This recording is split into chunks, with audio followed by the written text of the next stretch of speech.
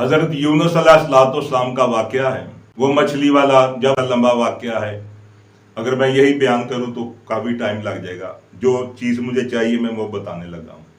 خیر جب ان کو دریا میں پھینکا، مچھلی نے اندر لے لیا، جب مچھلی سے باہر نکالا اللہ نے کہا ہاں یونس اب تیرا کیا ارادہ ہے، کیونکہ اللہ نے کہا تھا یہ نینوا والے، نینوا یہ جو کربلا کی زمین ہے اس کو نینوا کہتے ہیں، یہ بڑی پرانی بستی ہے نینوا، کہ یہ نینوا والوں سے جا کر کہو کہ میرے خوف کا لحاظ رکھو، میرے قانون کو مانو، ورنہ میں شام تک تم پر عذاب بھیج دوں گا، ان کو میری منیادی کر دو جا کر۔ تو جناب یونس نے کہا اللہ سائیں میں بھاگا اس لیے تھا کہ میں جا کر ان کو ڈر سناؤں گا، تو پھر رحم کھا جائے گا، پھر وہ مجھے برا بھلا کہیں گے بھی تم نے جھوٹ مارا ہے۔ اللہ نے کہا تو جو کہا ہے تو وہ کر۔ اگلی بات چھوڑ، جناب یونس علیہ السلام نینوا بستی کے پاس سینٹر بازار میں آئے، کہا اے لوگو انسان بن جاؤ، اللہ کے قانون خدا کے قانون کو مان جاؤ، ورنہ شام تک تم تباہ و برباد ہو جاؤ گے۔ جب انہوں نے یہ کہا تو اس نینوا کا جو بادشاہ تھا اس نے کہا وزیر کو بلایا، انہوں نے کہا وزیر یہ بندہ کہتا صحیح ہے کیونکہ نبی اللہ کا جھوٹ نہیں بولتا، منیادی کرو سارے نینوا میں، صبح سے شام تک کوئی ماں اپنے بچے کو دودھ نہیں پلائے گی، کوئی گائے اپنے بچھیرے کو دودھ نہیں پلائے گی، کوئی بھینس کوئی بکری، ان کے بچے جدا کر دو، ماؤں سے بچوں کو جدا کر دو، تمام انسان جو ہے ننگے پاؤں ننگے سر ننگے پنڈا بھی، اور ٹاڑ کے پہننے کپڑے جو پہن سکتے، غریبی والے بن کر تو صبح سے شام تک ماتم کرنا ہے، اپنا سینہ پیٹنا ہے، صبح سے شام تک آپ نے رونا پیٹنا ہے، ادھر مائیں بچوں کو روئیں گی، بچے ماؤں کو روئیں گے، بچھیرے گاؤں کو روئیں گے، کائنات میں ایک وین ہر طرف سے شام تک آہو زاری، پکار ماتم، گریہ زاری، رونا پیٹنا۔ جب شام ہوئی تو اللہ نے عذاب کو ٹال دیا۔ حضرت یونس نے کہا یا اللہ تم نے دیکھ لا وہی کیا جس کا مجھے ڈر تھا، اب لوگ مجھے کہیں گے عذاب تو آیا نہیں۔ ناراض پھر اللہ سے ہو گئے جیسے پہلے ناراض ہو کر چلے گئے تھے جہاز میں بیٹھ کر۔ خیر دھوپ تھی بڑی، سایہ بھی کوئی نہیں، کہا یا اللہ کوئی یہاں پہ کوئی جھونپڑی کے ارد گرد کوئی بیل ہوتی، کوئی چھایا ہوتا تو اچھا ہوتا۔ خیر صبح اٹھے تو ایک کدو نے بیل کی ہوئی ہے، پوری جھونپڑی پر ایک سایہ بنا خوبصورت، اس نے کہا بڑا مزہ آئے گا سارا دن بڑی ٹھنڈی ہوائی، مزہ آیا، رات ہوئی، خیر صبح ہوئی تو بیل ٹکی گئی ہے، کیڑے نے اس کو کاٹ دیا، بیل سوکھ گئی، صبح اٹھے تو بیل کو اتنی اچھی بیل تھی، اللہ سائیں ہائے ہائے بیل مر گئی، مرجھا گئی، افسوس کرنا ایک بیل کا شروع ہو گئے۔ اللہ بادشاہ نے یوں دیکھا، کہا اے یونس کیوں پریشان ہے؟ انہوں نے کہا جی بیل مر گئی مرجھا گئی۔ انہوں نے کہا تم نے لگائی تھی؟ کہا نہیں سائیں لگی لگائی ملی تھی۔ کتنا دکھ ہوا تجھے اس بیل کا؟ اس نے کہا جی مجھے بہت دکھ ہوا اس بیل کا۔ اللہ بادشاہ فرماتے کہ ایک بیل تم نے لگائی بھی نہیں تھی اپنے ہاتھوں سے، کیڑا اس کو کاٹ گیا، تجھے اتنا دکھ ایک بیل کا ہو رہا ہے؟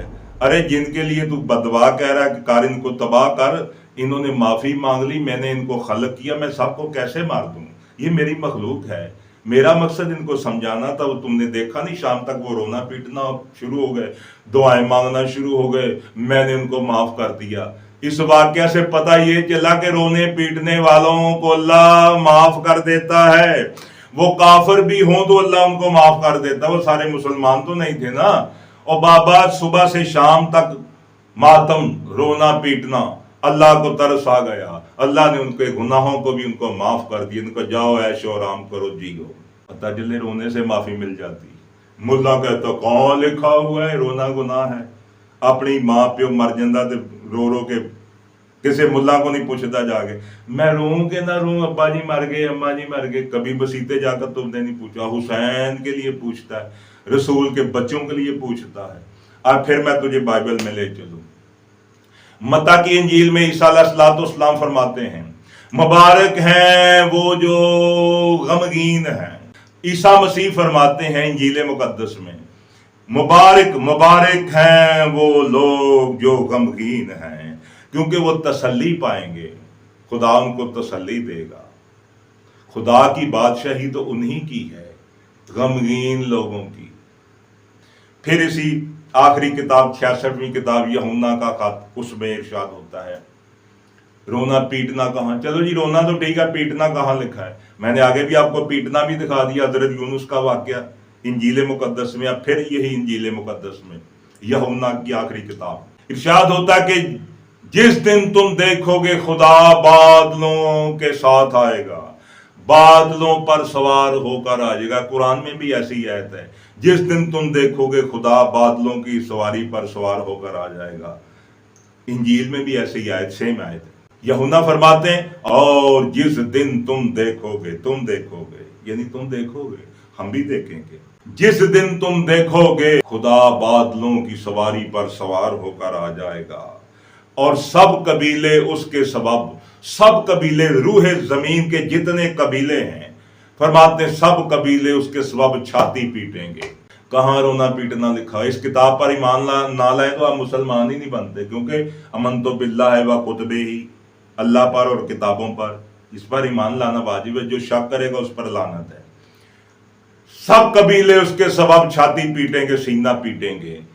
वो भी पीटेंगे जिन्होंने उनको जख्मी किया था, जिन्होंने उनको मारा था, कत्ल किया था, कत्ल करने की कोशिश की थी, वो भी उसको सीना पीटेंगे जिन्होंने उसको जख्मी किया था। यानी फिर रोना पीटना मिल गया ना। अच्छा जी, कुरान में कहाँ लिखा हुआ है? कुरान में कहाँ लिखा हुआ है? मैंने कहा जहां ये तेरे मेले मनाने, चादरें चढ़ानी, ढोल बजाने लिखे हुए वहीं लिखा हुआ है। हमने कभी कहा तुम्हें ये कहाँ लिखा हुआ? हमने इतराज किया आप पर? नहीं। कुरान में कहाँ लिखा हुआ है? मैंने कहा जनाब यकूब अलैहिस्सलाम का आयत नंबर 84 सूरत अल यूसुफ पढ़ के देखो। और रोते रोते जनाब यकूब की आंखें सफेद हो गई और यहाँ 2 दरिया बन गए। इतना रोए कि 2 दरिया जारी हो गए आंखों से। दिन रात रोते रहते थे, इतना रोते रहते थे कि महल्लेदार तंग आ गए थे।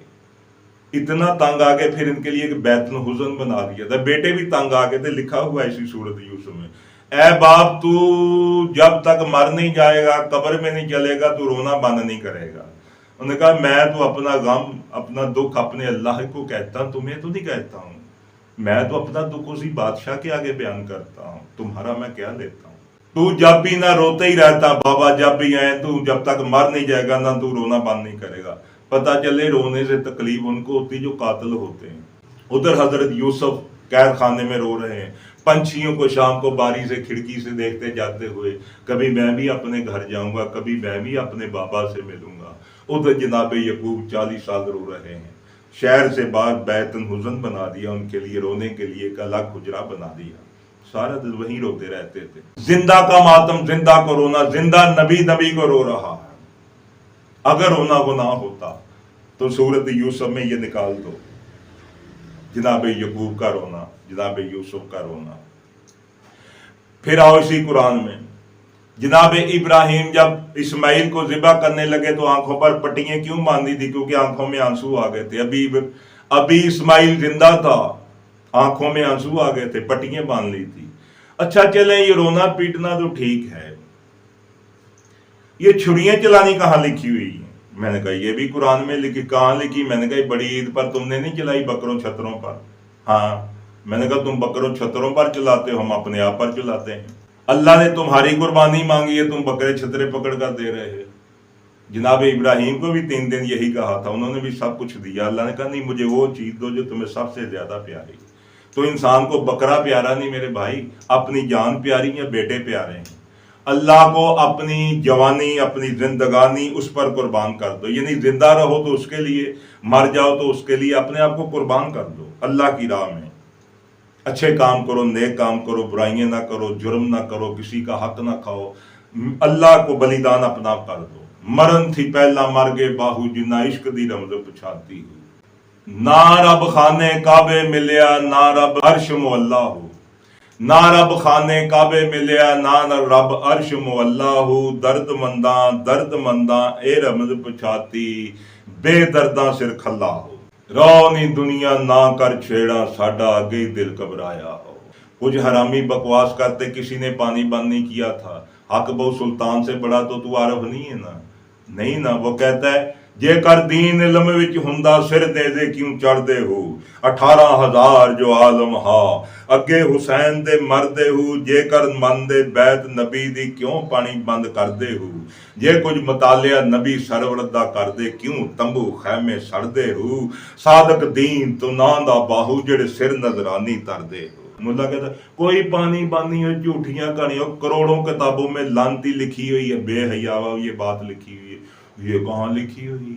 जनाब आदम का रोना हवा का रोना जनाब यकूब का रोना जनाब इब्राहिम का रोना छुरियां चलानी कहाँ लिखी मैंने कहा यहीं लिखी हुई है। इब्राहिम ने छुरी चलाई कि नहीं नबी ने नबी की गर्दन पर अल्लाह ने कहा चलाओ नबी ने नबी की गर्दन पर छुरी चलाई। पता चले छुरी चलानी गर्दन पर नबियों की सुन्नत है जिंदा को रोना नबियों की सुन्नत है शहीदों को रोना डॉक्टर लामा साहब और नबियों की सुन्नत है जिंदा को रोना बाबे आदम और हवा की सुन्नत है। हिंदुओं के एक देवता हुए हैं महादेव उन्हें कहते हैं भोलेनाथ शिव भी उसे कहते हैं भोलेनाथ भी कहते हैं तो त्रिशूल पकड़ा आपने देखा होगा कहीं। इनका एक नाम है रुद्रा रुद्रा रुद्रा शिवा भी मैनी आहोजारी है शिव शिवा रोना पीटना रुद्रा। माँ गौरी हिंदुओं की एक देवी हुई बहुत बड़ी देवी हुई है माँ गौरी इनकी बेगम जब वो सती होगी आग में उन्होंने अपना अदमान हुआ उनका अपने बाप के घर गई बड़ी लंबी दास्तान है मैं शॉर्टकट बता रहा हूँ। जब वो आग में कि मेरे बाप ने मुझे शर्मिंदा किया घर में आई तो उसने मेरी इज्जत नहीं की और मैं भोलेनाथ ने भी मुझे कहा था ना जाओ तो मैं आ गई तो मेरा अतमान हुआ वो बर्दाश्त ना कर सकी तो सती हो गई आग में अपने आप को आग में जला दिया।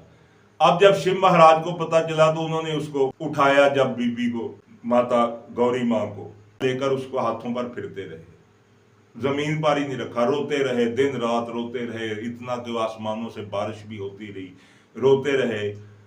अब तक पाकिस्तान में चकवाल जाएंगे ना जी वहां पे किला राज कटास वहां पे शिव का एक तालाब बना हुआ अब तो सुचल पानी नहीं वो पानी सदियां होगी हजारों सालों की ये बात है ये आज की बात थोड़ी है। यदि एक तालाब बना हुआ हिंदुओं की वो पूजा गाह है बड़ी मुकद्दस जगह हिंदू उसे समझते हैं तालाब अब तक बना हुआ है नेट पे आप देख सकते हैं कटास राज जब लिखेंगे तो आपके सामने आ जाएगा। अजमेर शरीफ में आंसू गिरे वहां रोए वहां भी तालाब बना हुआ है कटास राज में चकवाल में भी तालाब बना हुआ रो रो कर यानी इसको फर्स्ट आदम वो कहते हैं। बाबा आदम सेकंड आखिरी आदम भी रोते रहे फर्स्ट आदम भी रोते रहे। रोना गुनाह होता तो हिंदुओं के देवता गुनाहगार रोना गुनाह होता तो बाबा आदम गुनाहगार रोना जिंदा को गुनाह होता तो अम्मा हवा गुनाहगार रोना गुनाह होता तो हजरत यकूब पर फतवा लगाओ रोना गुनाह जिंदा को होता तो हजरत यूसुफ पर फतवा लगाओ रोना गुनाह होता तो हजरत इब्राहिम पर फतवा लगाओ छुरियां चलानी गुनाह है तो इब्राहिम पर फतवा लगाओ। फिर सूरत यूसुफ में हाथ वड ले मिस्र दियां औरतां ने जदों हुसन यूसुफ नमूदार होया। बाबा दैम इकबाल साहब फरमा रहे ने गुजरात अलग फकीर आदमी कहंदा हाथ वड ले मिस्र दियां औरतां ने हाथ वड ले मिस्र दियां औरतां ने जदों हुसन यूसुफ नमूदार होया करदा चलियां चलियां कुछ ना पता लगा ऐसा हुसन दा खमार होया कुछ पता जे होए मुसलमानों विच मैदान करबल ओए किते हुसन दा गरम बाजार होया जिन्हों तोड़ ते मूसा ना वेख सकिया ओदा ऐनो ऐन दीदार होया। हाथ वड ले मिस्र दियां औरतां ने छुरियां चलाना मिल गया। फिर और आपको ले चलता हूं जब जनाब मूसा अलैहिस्सलाम तूर से वापस आए तो बछेरा सामरी जादूगर ने बना लिया उसकी पूजा लोग करना शुरू हो गए। जनाब हारून ने रोका वो नहीं रुके।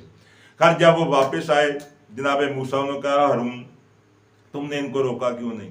उन्होंने कहा भाई मैंने समझाया था ये नहीं मानने सामरी ने इनको अपने पीछे लगा लिया मेरी दाढ़ी ना पकड़ो इनसे पूछो। उसने कहा सामरी तू क्या कहता है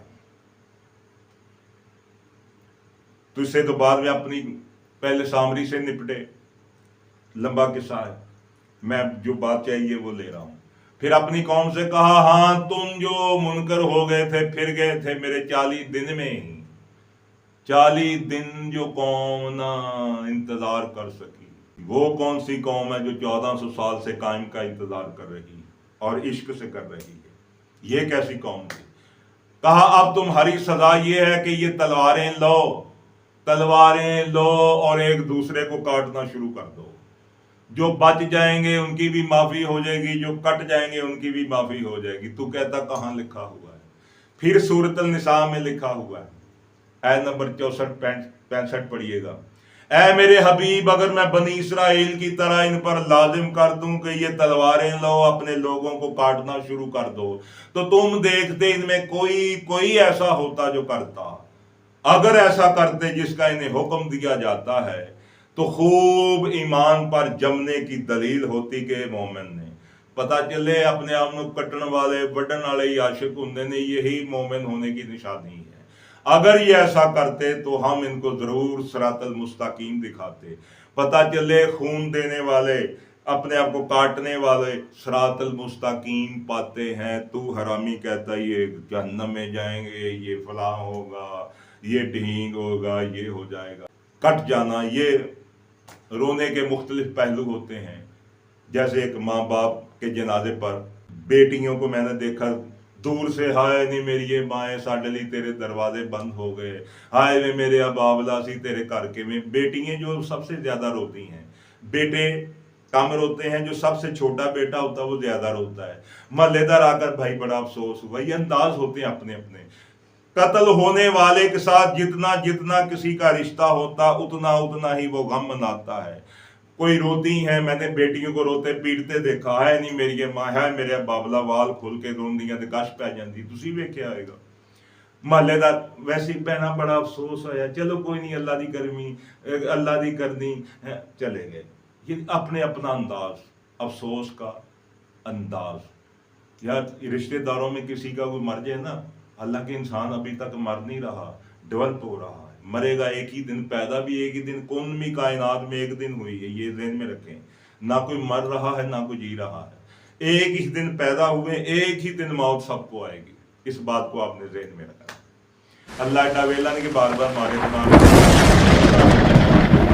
ایک ہی بار کون کائنات بن گئی، ایک ہی بار فنا کل من فانی یبقى وجہ ربو کا ذوالجلال والاکرام، فابے یا اعلیٰ ربا کما تغذبان، ہر شے فنا ہو جائے گی، تیرے رب کا وہ وجہ چہرہ رہ جائے گا۔ اپنا اپنا درد ہوتا ہے، جتنا جتنا کسی کا رشتہ ہوتا ہے اتنا اتنا ہی انسان روتا ہے، تو اس میں تکلیف نہیں ہونی چاہیے۔ اچھا جی، بات یہ ہے کہ سینہ کس کا، کمر کس کی، زنجیر کوئی مار رہا ہے، سینے پہ ہاتھ کوئی مار رہا ہے، ملا کو پرابلم کیا ہے، ملا کو کیا تکلیف ہوتی ہے؟ گناہگار ہوگا تو وہ ہوگا، اپرادھی ہوگا تو وہ ہوگا، اللہ ناراض ہوگا تو اس پر ہوگا، تجھے کیا پرابلم ہے؟ تو ایویں ہی پنگا لے یا نہ، جاہل آدمی، نہ تجھے پتا کسی بات کا، ابھی تک الف لام میم کی تجھے سمجھ نہیں آئی تو قرآن کی باتیں کرتا۔